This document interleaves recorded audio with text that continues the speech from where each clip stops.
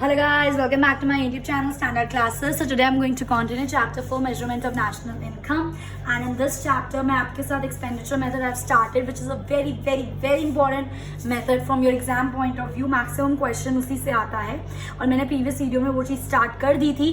Now today I'm going to continue that expenditure method, and after this we are done with all three methods of national income detail में जो मैं आपके साथ discuss कर चुकी हूँ.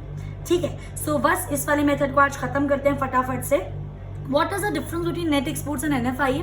Net exports मैंने अपनी previous video में आपको बताया था. Net exports is a difference between the what? It is a difference between imports and exports. And NFIA क्या होता है? हमने chapter 2 में पढ़ा था NFIA का फॉर्मूला.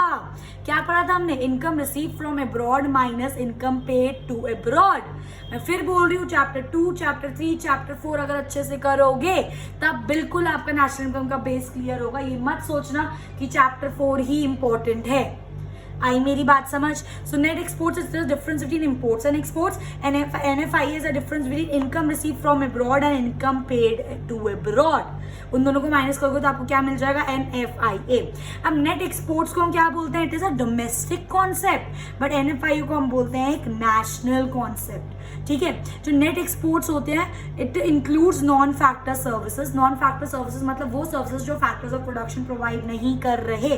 और NFIA it includes non factor services and NFIA include करता है फैक्टर सर्विसेज. मतलब जो factors of production service provide कर रहे हैं वो सर्विसेज आप NFIA में इंक्लूड करोगे. इतनी बात समझ आई? उसके बाद हमारा नेक्स्ट टॉपिक आता है स्टेप्स ऑफ एक्सपेंडिचर मेथड. मैं ये भी आपके साथ डिटेल में डिस्कस कर चुकी हूँ that what are the basically steps of expenditure method. अगर आपको याद हो, इन माय प्रीवियस वीडियो मैंने आपके साथ ये चीज़ आपको समझाई थी. इसके अंदर हम लोगों ने क्या डिस्कस करा था? हमने components of expenditure method discuss करे थे. क्या क्या हमारे कंपोनेंट्स थे एक्सपेंडिचर मेथड के?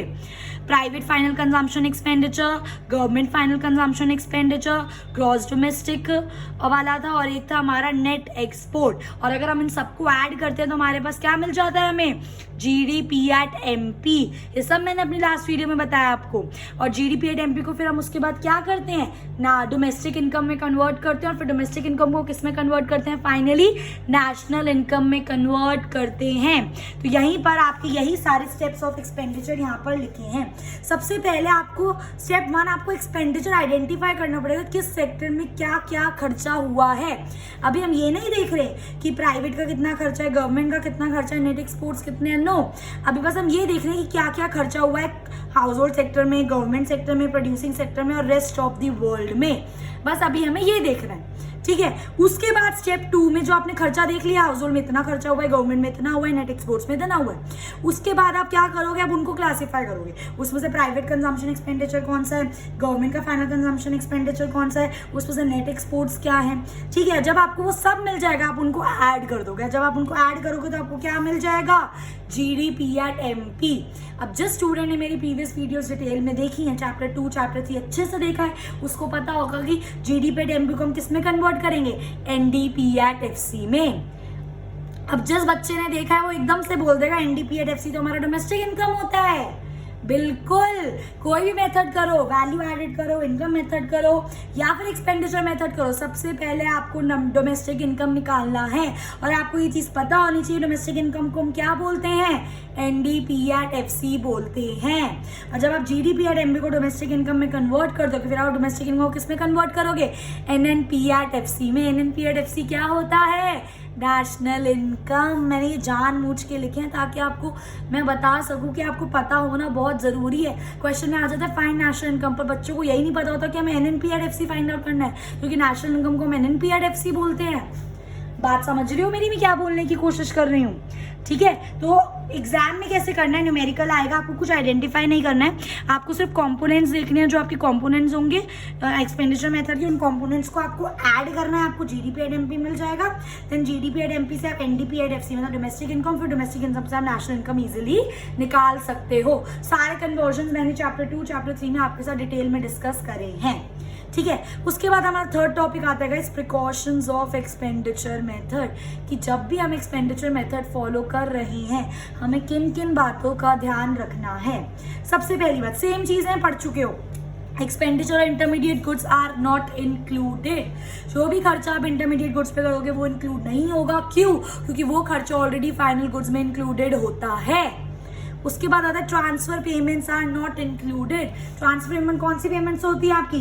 ट्रांसफर पेमेंट्स आपकी होती हैं वन साइडेड पेमेंट्स, क्योंकि हम उनके लिए कोई सर्विसेज प्रोवाइड नहीं कर रहे, इसलिए हम ट्रांसफर इनकम इंक्लूड नहीं करते थे। और उसी तरीके का अगर आप कोई ट्रांसफर पेमेंट में खर्चा कर रहे हो, जैसे गवर्नमेंट स्कॉलरशिप प्रोवाइड कर रही है, ठीक है, या पेंशन प्रोवाइड कर रही है, सारे ट्रांसफर पेमेंट्स है, ठीक है, क्योंकि उस पर खर्चा कर रही है, तो इस चीज को हम एक्सपेंडिचर में इंक्लूड नहीं करेंगे। उसके बाद आता है आपका purchase of second hand goods will not be included. Again वही चीज, कोई भी खर्चा आप करते हो सेकेंड हैंड गुड्स को परचेज करने में, आप उनको भी इंक्लूड नहीं करोगे, क्योंकि जब वो फर्स्ट हैंड इनिशियली चीजें खरीदी गई थी तब वो एक्सपेंडिचर ऑलरेडी नेशनल इनकम में इंक्लूड हो चुका है। पर इसके साथ एक एक्सेप्शन केस आता है कि कोई भी ब्रोकरेज या कोई भी कमीशन पे खर्चा होता है while selling the second hand good, उस ब्रोकरेज या उस कमीशन को आप नेशनल इनकम में इंक्लूड करोगे।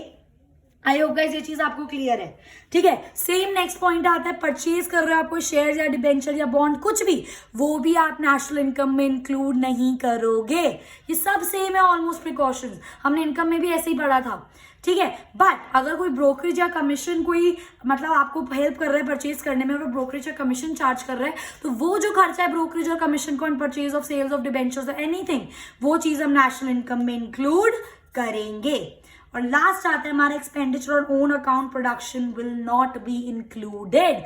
जैसे सबसे बड़ा इसका एग्जांपल होता है इम्प्यूटेड रेंट। आप अपने घर में रह रहे हो और आप ये सोच रहे हो कि अगर बाई चांस अपने घर में नहीं रह रहे होते और ये घर किसी को रेंट पे दे देते तो हमें कितने पैसे मिलते, दैट इज इम्प्यूटेड रेंट। तो कोई भी खर्चा आपका होता है, मतलब कोई आपने गुड्स को प्रोड्यूस करा है, आपकी कोई फैक्ट्री है सपोज फर्नीचर की, और आपने सोफा घर के लिए प्रोड्यूस करा है, ठीक है। अब वो जो सोफे पे आपका खर्चा हुआ है ना, वो आप सोचोगे आपने सेल नहीं करा, आपने उसको घर पे रखा है, पर आप उसकी जो इम्प्यूटेड वैल्यू है कि बाय चांस वो सोफा अगर आप घर के लिए नहीं अपने किसी क्लाइंट को देते, तो फॉर एग्जांपल 50,000 का सोफा है, पर वो अभी इस टाइम घर पे जा रहा है तो पैसे तो नहीं मिल रहे, पर इम्प्यूटेड वैल्यू तो उसकी कैलकुलेट हो सकती है ना। मैंने इनकम मेथड में आपको डिटेल में बताया था, जो भी आपकी प्रोडक्शन होता है आपका सेल्फ कंजम्पशन सर्विसेज का, क्योंकि उनकी वैल्यू हम नहीं निकाल सकते इसलिए हम उनको इनकम वैल्यू नेशनल इनकम में इंक्लूड नहीं करते। पर जो हमारे प्रोडक्शन गुड्स होते हैं, जो हम प्रोड्यूस करते हैं गुड्स फॉर सेल्फ कंजम्पशन, उससे जो भी इनकम या जो भी खर्चा होता है उनको हम नेशनल इनकम में इंक्लूड करेंगे, क्योंकि जो उनकी इम्प्यूटेड वैल्यू है कि भाई अगर ये चीज हम बाहर सेल कर देते, अपने लिए यूज नहीं करते, तो इतने पैसे हमारे बचते या इतना खर्चा हमारा होता, तो वो सब चीजें हम कैलकुलेट कर पाते हैं, इसलिए हम उनको नेशनल इनकम में इंक्लूड करते हैं। आई होप गाइज ये चीज अब आपको बिल्कुल अच्छे से क्लियर है। सो विद दिस मैंने आपका पूरा तीनों method, value added method, income method, expenditure method, तीनों बिल्कुल अच्छे से डिटेल में कंप्लीट कर दिए हैं, ठीक है। और तीनों में से expenditure method most important method है। एक बार फटाफट से हम लोग रिवाइज कर लेते हैं, ठीक है। अब मैं ये चीज बुक से ही करा देती हूँ, एक बार फटाफट से हम लोग ये चीज रिवाइज कर लेते हैं। वैल्यू एडेड मेथड में हमें क्या करना होता है, इनकम मेथड में हमें क्या करना होता है, एक्सपेंडिचर मेथड में हमें क्या करना होता है। वैल्यू एडेड मेथड में हम क्या करते थे, जो भी हमारे GVA होते थे, that is gross value added. Gross value added माने व्हाट, हर फर्म जितना वैल्यू ऐड कर रही है, तो सारे फर्म्स जितना भी वैल्यू ऐड कर रही है, चाहे वो प्राइमरी सेक्टर हो, चाहे वो सेकेंडरी सेक्टर हो, चाहे वो टर्शरी सेक्टर हो, सबसे पहले उनको आइडेंटिफाई करना, फिर उनको ऐड करना। अब जब आप GVA को ऐड करते तो आपको क्या मिल जाता था, GDP at MP मिल जाता था। क्या मिल जाता था हम लोगों को, GDP at MP मिल जाता था। अब ये चीज हम सबको पता है। अब हमारा क्या, देखो ध्यान से देखना, आपका क्या आ गया, GDP at MP आ गया। अब GDP at MP से आपको सबसे पहले डोमेस्टिक इनकम निकालना है, तो डोमेस्टिक इनकम का इनिशियल क्या होता है, NDP at FC। अब ये चीज आपको कन्वर्जन में बहुत बार करा चुकी हूं, फिर से एक बार देखते हैं। G से ग्रॉस से नेट में जाएंगे तो क्या करेंगे, माइनस डेप्रीसिएशन। यहाँ पे D और D सेम है, P और P सेम है। और MP से FC में जाओगे तो क्या करोगे, माइनस NIT, ठीक है। जब आप ये कर दोगे तो आपको क्या बन जाएगा, NDP at FC। अब NDP at FC से आप किस में जाओगे guys, national income, that is NNP at FC।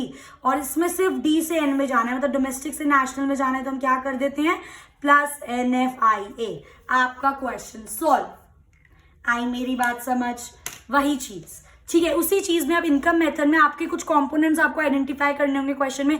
COE क्या होता है, सीओई में 3 चीजें हमने पढ़ी थी, wages and salaries in cash, wages and salaries in kind and employer contribution to SSS. पढ़ा था नहीं पढ़ा था? तो सीओई में वो देखोगे आप, फिर उसमें ऐड करोगे रेंट एंड रॉयल्टी, इंटरेस्ट हो गया, प्रॉफिट हो गया, मिक्स्ड इनकम हो गया। इन सबको ऐड करोगे तो कहाँ पहुंच जाओगे, सीधा पहुंच जाओगे यहाँ पर एनडीपी एट एफसी पर, दैट इज डोमेस्टिक इनकम। ये इनकम मेथड की खास बात है, बस सीधा यहाँ पहुंच गया। अब यहाँ से नेशनल इनकम में जाना तो बस इसमें क्या ऐड कर दोगे, प्लस NFIA। आई मेरी बात समझ?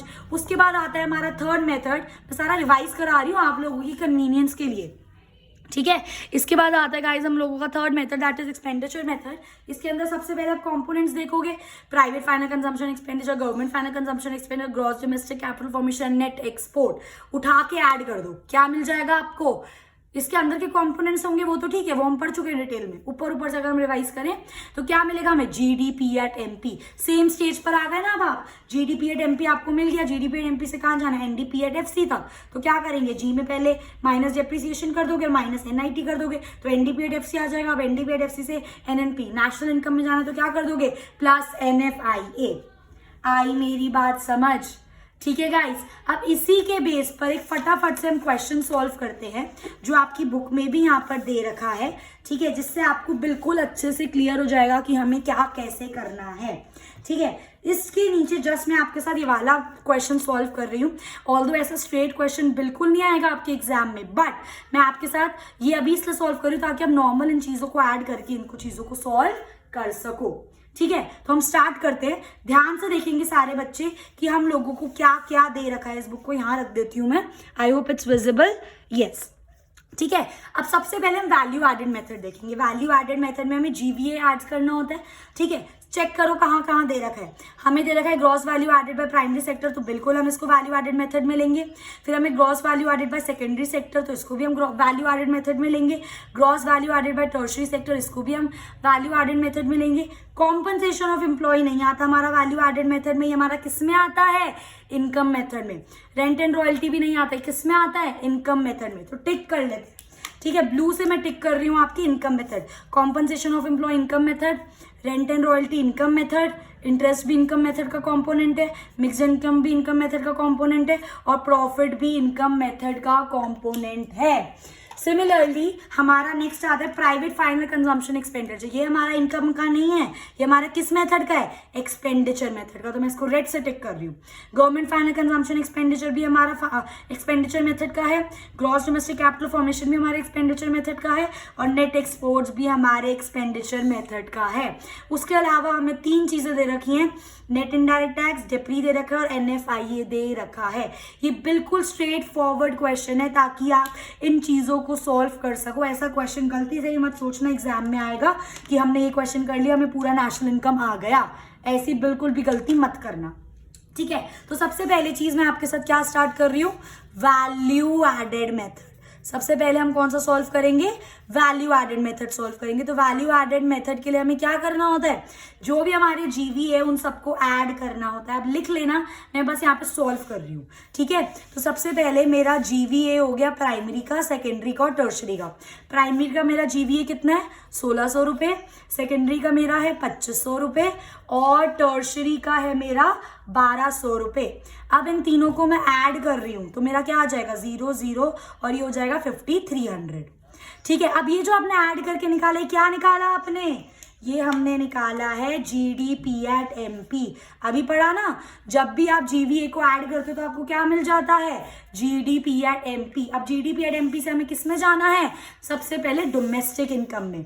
तो अभी चीज बताइए, जीडीपी एट एमपी से अगर आपको डोमेस्टिक इनकम में जाना है, that is NDP at FC, तो आप क्या क्या करोगे, जी से एन में जाओगे तो क्या करेंगे हम गाइस, ध्यान से, माइनस डेप्रीसिएशन, डी और पी सेम है, और एमपी से एफसी में जाओगे तो क्या कर दोगे, माइनस NIT, ठीक है, तो हमारा नेक्स्ट स्टेप क्या बनता है, ये जो आपका जीडीपी एट एमपी था, अगर आपको अब क्या निकालना है, एनडीपी एट एफसी, ये सब चैप्टर 2 का बेसिक है, कर चुके हैं अच्छे से। ठीक है, तो अब जीडीपी एट एमपी उठा लो, दैट इज 5300, माइनस कर दो डेप्री, डेप्री क्वेश्चन में आपको डायरेक्ट दे रखा है, दैट इज 500, और इसमें से माइनस कर दो नेट एंड डायरेक्ट टैक्स, वो भी क्वेश्चन में डायरेक्ट दे रखा है, दैट इज 700।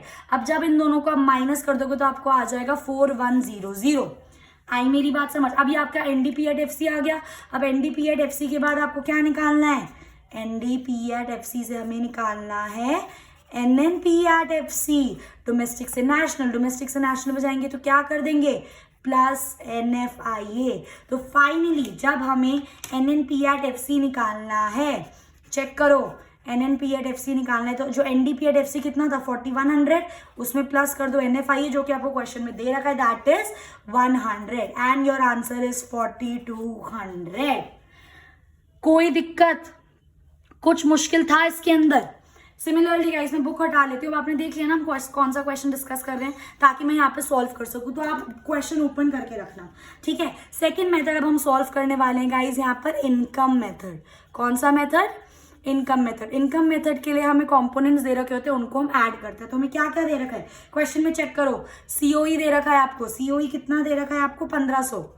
ठीक है, उसके बाद आपको रेंट एंड रॉयल्टी दे रखा है, रेंट एंड रॉयल्टी कितना दे रखा है आपको, रेंट एंड रॉयल्टी गाइस 1000। ठीक है, उसके बाद आपको इंटरेस्ट दे रखा है, ये भी हमारा इनकम मेथड का पार्ट है, 450। मिक्स्ड इनकम आपको दे रखी है, मिक्स्ड इनकम हमको दे रखी है 600, एंड लास्ट है हमारा प्रॉफिट जो कि हमें दे रखा है, हमने जब क्वेश्चन पढ़ रहे तभी मार्क कर लिया था कि इनकम मेथड में क्या क्या होगा, 550। अब आप इन सब चीजों को ऐड कर दो, जब आप इन सब चीजों को ऐड कर दोगे तो आपका आ जाएगा 4100। अब ऐड करके क्या आएगा, हमने पढ़ा इनकम मेथड में क्या मिल जाएगा हम लोगों को ऐड करके, सीधा डायरेक्ट एनडीपी एट एफसी, मतलब ये आपकी डोमेस्टिक इनकम आ गई। और डोमेस्टिक इनकम से नेशनल इनकम में जाने के लिए क्या करोगे, अगर आपको एनएनपी मतलब नेशनल इनकम निकालनी है, तो जो आपका डोमेस्टिक इनकम है 4100, उसमें आप ऐड कर दोगे एनएफआईए जो कि आपको क्वेश्चन में कितना दिया हुआ है 100, तो 4200 इसका भी आपका क्या होगा answer. Starting of the chapter में ही बताया था, तीनों मेथड से आंसर सेम आएगा, चाहे कैसे भी कर लेना। ठीक है, और ये चीज आप डायरेक्ट मत सॉल्व करना, आप यहाँ पे लिख के दिखाना, NNP at FC is equals to NDP at FC plus NFIA, proper आप लिखना, उसके बाद उनको आप सॉल्व करना। आई मेरी बात समझ। ये हो गया हमारा इनकम मेथड। इसके बाद आता है हमारा एक्सपेंडिचर मेथड। कौन सा मेथड, एक्सपेंडिचर मेथड। ठीक है, ध्यान से देखेंगे आप, एक्सपेंडिचर मेथड में हम लोगों को क्या करना है, कंपोनेंट्स हम ऑलरेडी निकाल चुके हैं। पीएफसी आपको कितना दे रखा है, पीएफसी मुझे दे रखा है 3500। उसके बाद मुझे जीएफसी कितना दे रखा है, जीएफसी मुझे दे रखा है गाइस 650। ठीक है, उसके बाद मुझे जीडीसीएफ कितना दे रखा है, जीडीसीएफ हमें दे रखा है 1300 रुपये। एंड लास्ट में आपको नेट एक्सपोर्ट्स नेगेटिव में दिए हैं। नेगेटिव का मतलब है इंपोर्ट ज्यादा होगा एक्सपोर्ट से, तो ये हो गया -150। ठीक है, तो इन सबको ऐड करोगे और उसमें से जब 150 माइनस, क्योंकि नेगेटिव का है तो ये माइनस हो जाएगा इसमें से, तो आपका आंसर कितना आ जाएगा 5300। और जब भी हम एक्सपेंडिचर मेथड के कंपोनेंट्स को ऐड करते हैं तो हमें क्या मिलता है, जीडीपी एट एमपी मिलता है। अब आपको सेम चीज करनी है, जीडीपी एट एमपी से हमें क्या निकालना है, एनडीपी एट एफसी। ये जो कन्वर्जन है ना गाइस, प्लीज आप इनको, जो मैं टेबल ऐसे बनाती हूँ जैसे मैं भी बना रही हूँ, जीडीपी एट एमपी से मुझे क्या निकालना है, एनडीपी एट एफसी निकालना है, तो ये आप रफ में करना, आपको पेपर में नहीं करना। ठीक है, ये आपकी अंडरस्टैंडिंग के लिए कि जी से एन में जाएंगे तो माइनस डेप्री करेंगे, और बाकी सब सेम है, एमपी से एफसी में जाएंगे तो क्या कर देंगे, माइनस एनआईटी कर देंगे। तो अब आप प्रॉपर फॉर्मूला लिखो। अब जो मैं लिखने वाली हूँ बिल्कुल आपको ऐसे ही फॉर्मूले को लिखना है। आ रही है मेरी बात समझ, कि यहाँ पर आपका एनडीपी एट एफसी है, तो आप क्या करोगे, जीडीपी एट एमपी में माइनस करोगे डेप्री और माइनस करोगे एनआईटी। जीडीपी एट एमपी कितना निकाला आपने सॉल्व करके, यहाँ पर 5300। और आपको डेप्री क्वेश्चन में दे रखा है कितना है आपका डेप्री है आपका 500 और एनआईटी आपका कितना है गाइस, एनआईटी आपका 700। जब आप इनमें से इसको माइनस करोगे तो आपका आंसर क्या आ जाएगा 4100। अभी आपका एनडीपी एट एफसी आ गया, मतलब डोमेस्टिक इनकम। अब एनडीपी एट एफसी से हमें क्या निकालना है, एनएनपी एट एफसी निकालना है। और ये सबको पता है, बस डी से एन में जाना है।